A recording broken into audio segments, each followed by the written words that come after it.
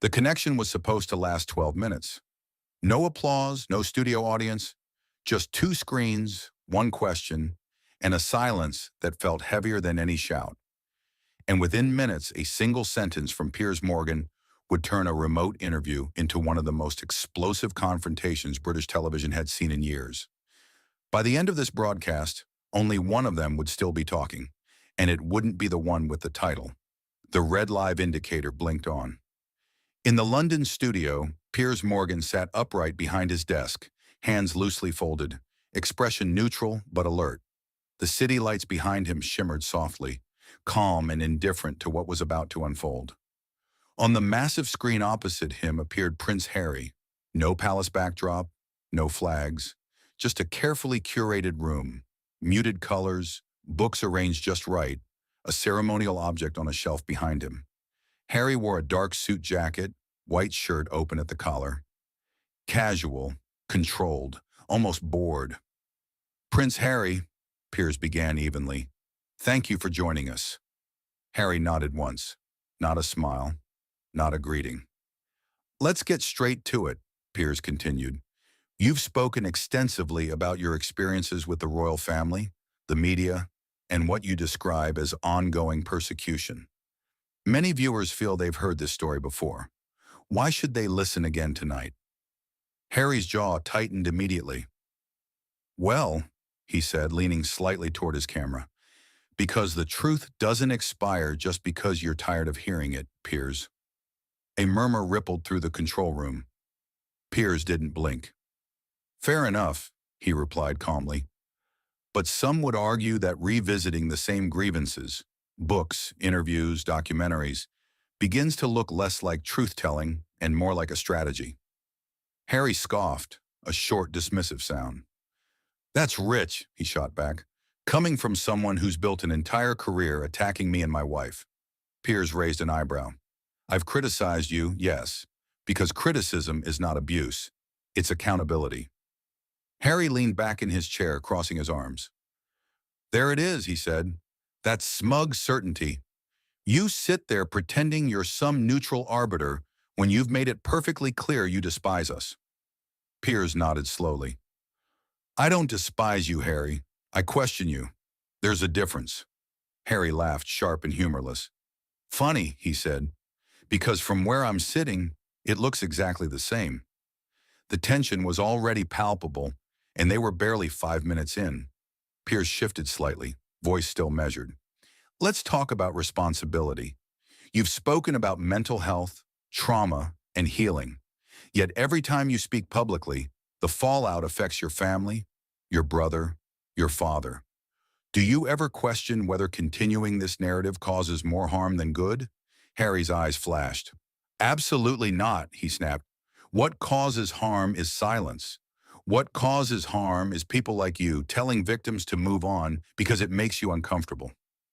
Piers leaned forward just a fraction. "Are you calling yourself a victim, Harry?" The pause was razor sharp. "I'm calling myself someone who survived," Harry replied coldly. "And if that bothers you, maybe ask yourself why." The control room went still. Piers exhaled softly, then said, "Survived what exactly? Privilege? Wealth? Global platforms?" Harry's voice hardened. "You don't get to define my pain." "And you don't get to weaponize it," Piers replied. Harry's posture stiffened. His politeness, thin as it was, began to crack. "This is exactly why I didn't want to do this interview," he said. "You're not interested in understanding. You're interested in humiliation." Piers shook his head. "No, I'm interested in clarity, and many viewers are wondering why clarity always seems to come with another contract." Harry leaned forward again, eyes blazing into the camera. "You think this is about money?" he snapped. "That says more about you than it does about me." Piers didn't raise his voice. He didn't interrupt. He waited, and that silence, calculated, deliberate, did more damage than any insult. Finally he spoke. "Harry," he said quietly, "when does telling your story become telling it at people?" Harry's lips parted, then pressed together. For the first time, he didn't answer immediately. The screen between them suddenly felt very thin, And everyone watching knew this was no longer an interview. It was a collision, and it was only beginning. The silence after Piers' last question lingered longer than it should have. Harry stared into the camera, jaw clenched, eyes fixed, not blinking, not backing down. When does telling your story become telling it at people? Piers had asked. Harry finally exhaled, a sharp breath through his nose. You really don't hear yourself, do you? He said. You frame everything as an attack, as if speaking up is some sort of crime. Piers responded instantly. Speaking up isn't the issue. Repeating the same accusations without accountability is. Harry laughed again, louder this time, deliberately dismissive. There it is again, he said. That word, accountability. You love that word because it lets you sound principled while doing exactly what you've always done, undermining people you don't like. Piers didn't flinch. I challenge people who make claims, especially when those claims change institutions, damage reputations, and then conveniently come with another media rollout. Harry leaned forward so close to the camera, his shoulders nearly filled the frame. You're obsessed, he said coldly. You've been obsessed with us for years. You lost your job over it, remember? The control room sucked in a collective breath. Piers' eyes narrowed, not in anger, but in focus. I lost a job because I refused to say I believed something I didn't, he replied calmly. And I'd do it again. Harry smirked. Of course you would. Martyrdom seems to be your brand now. Piers tilted his head. Interesting you'd say that. Harry froze just for a fraction of a second. You've accused the royal family, the British press, and even the public of cruelty, Piers continued. Yet anyone who questions your version of events is immediately labeled hateful or toxic. Isn't that convenient? Harry shook his head slowly. No, it's accurate. Is it? Piers pressed. Or is it just easier than answering uncomfortable questions? Harry's voice sharpened. You don't get to decide what's uncomfortable for me. But you expect the world to absorb your discomfort endlessly, Piers shot back. That's the contradiction. Harry leaned back again, crossing his arms tightly. This is exactly why people don't trust mainstream media anymore, he said. You provoke, then pretend you're just asking questions. Piers raised a hand slightly. I'm not pretending anything. I'm asking why your healing always seems to require a microphone. Harry's eyes flashed. You think healing is silent? He snapped. You think trauma just disappears if you stop talking about it? No, Piers replied evenly. I think healing usually moves forward. Yours seems to stay right here. He tapped the desk. Year after year. The air thickened. Harry's smile vanished completely now. You know nothing about my life, he said. Nothing about what it's like to be hunted since birth. Piers leaned forward, voice still controlled. I know what it's like to be criticized. I know what it's like to be challenged.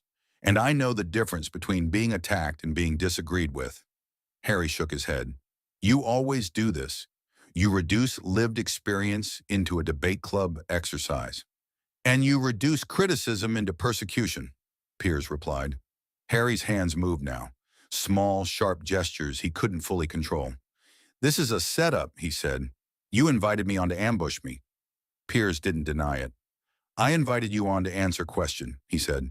You seem angry that I'm not applauding. Harry's voice rose. Because you're not listening. I am listening, Piers said. I'm just not nodding. That line hit. Harry went still. For a moment, it looked like he might actually disconnect. His eyes flicked briefly off camera, towards someone in the room with him. A handler, perhaps. A producer. Someone unseen.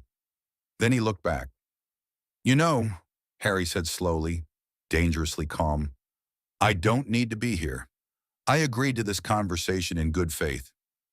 Piers nodded. You're free to leave at any time. Harry's lips tightened. But before you do, Piers added, answer one thing honestly. Harry didn't respond. When will you stop defining yourself by what you walked away from, Piers asked, and start being defined by what you're actually building? The question landed like a weight. Harry opened his mouth, then closed it. For the first time since the broadcast began, he hesitated. The silence stretched, and in that silence, something shifted. This wasn't just about interviews anymore. It was about control, and Harry was starting to lose it. The silence after Piers' question was no longer dramatic. It was dangerous. Harry sat frozen on the screen, lips pressed together, eyes sharp with calculation. The kind of look that came right before a decision. Fight or flee. "You're not interested in answers," Harry finally said. "You're interested in framing." Piers didn't raise his voice. He didn't smile.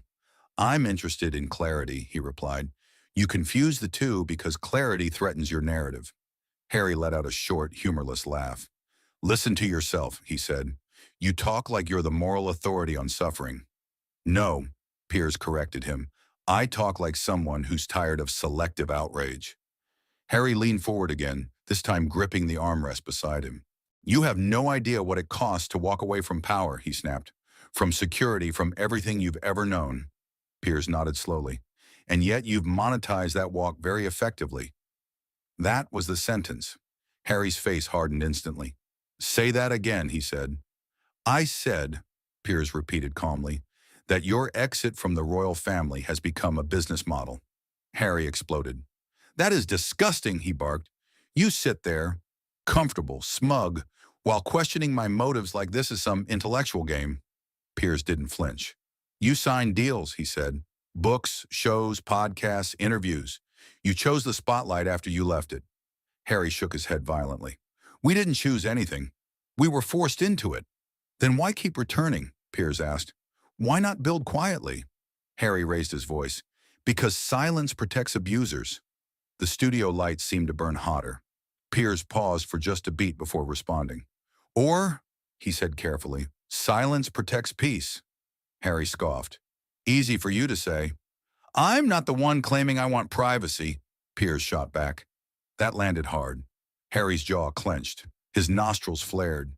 He looked away again, off camera, for longer this time. A muffled voice could be heard in the background on Harry's end.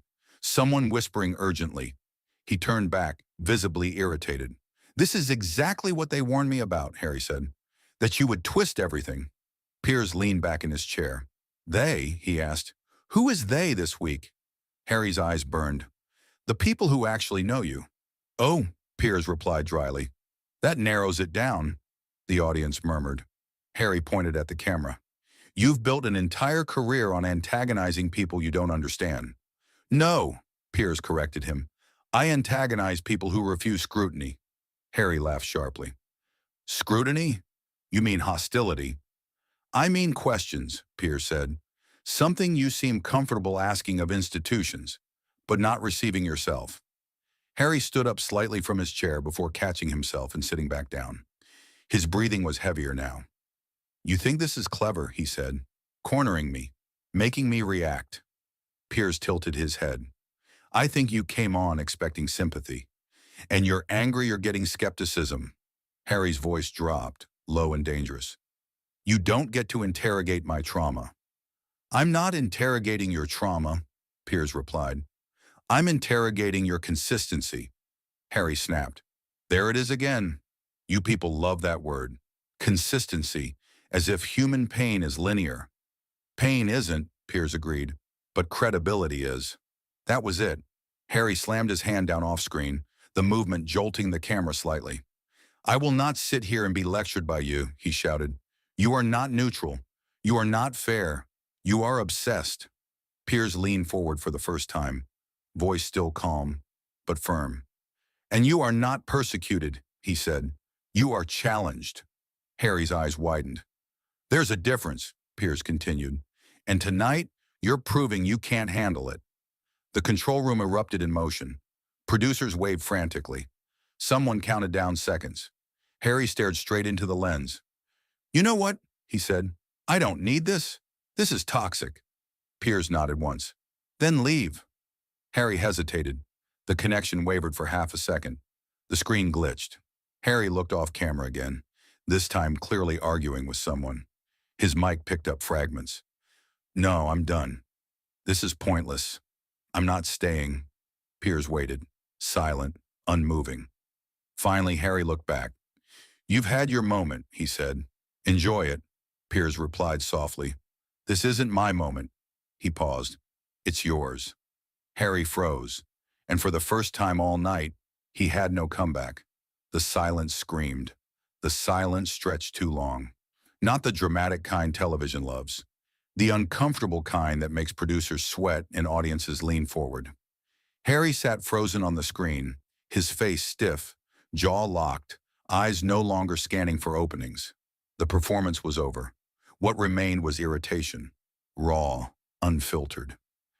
"You think you've won," Harry finally said. Piers didn't respond immediately.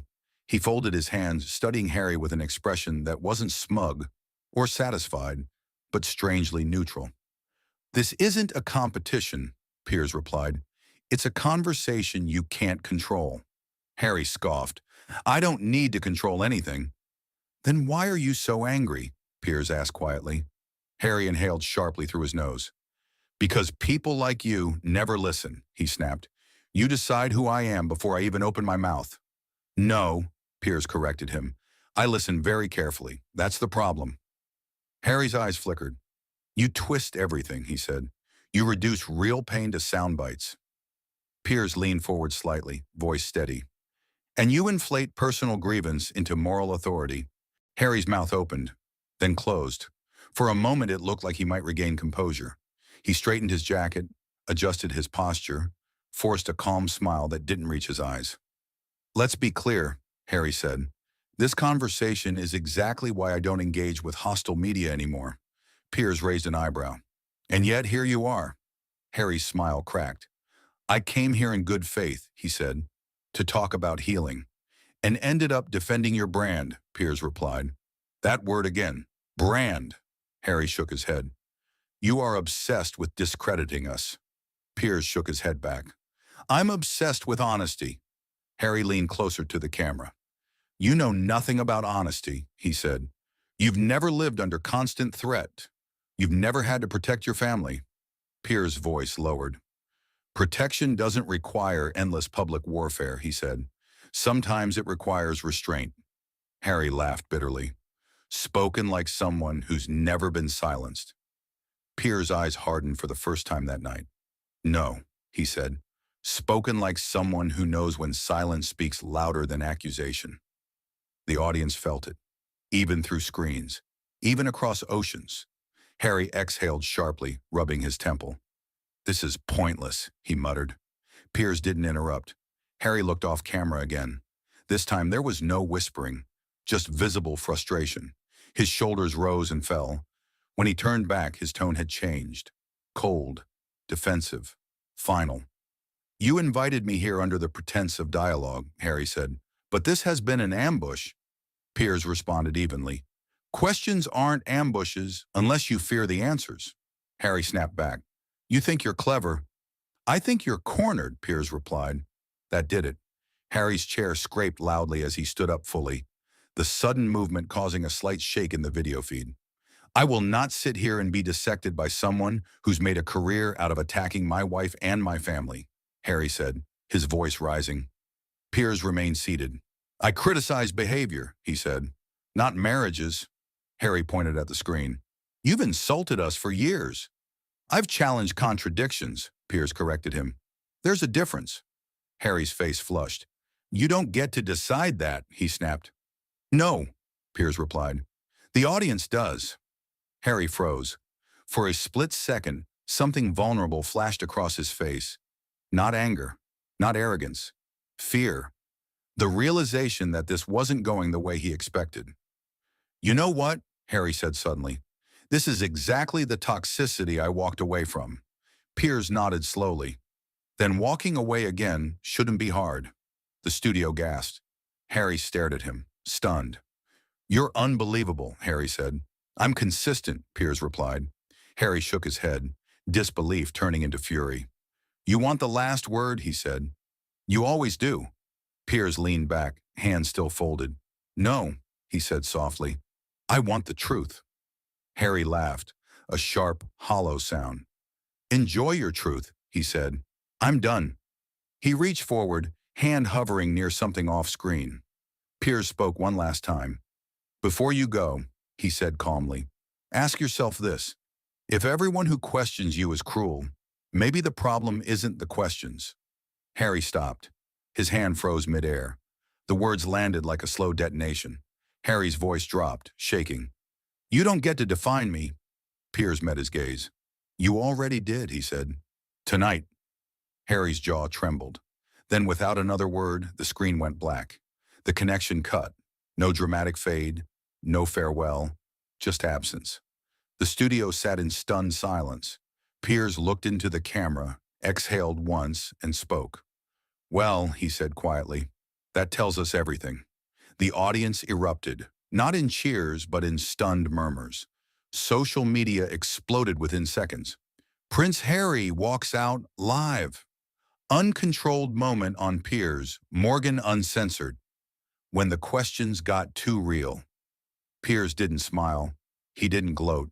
He simply adjusted his papers. We'll take a break, he said. And when we come back, we'll talk about why accountability feels like an attack to those who aren't used to it. The camera pulled back. The lights dimmed. And somewhere off screen, Prince Harry sat staring at a blank monitor, realizing too late that walking away doesn't always end the conversation. Sometimes it becomes the headline. Some interviews end with applause. Others end with polite smiles and rehearsed goodbyes. This one ended with silence. Was Prince Harry standing up for himself, or running from questions he no longer wanted to answer? Piers Morgan didn't raise his voice. He didn't insult. He didn't chase the walkout. Now it's your turn. Did Harry do the right thing by ending the interview? Or did Piers expose something Harry wasn't ready to face? Tell us what you think in the comments below. Whose side are you on, and why?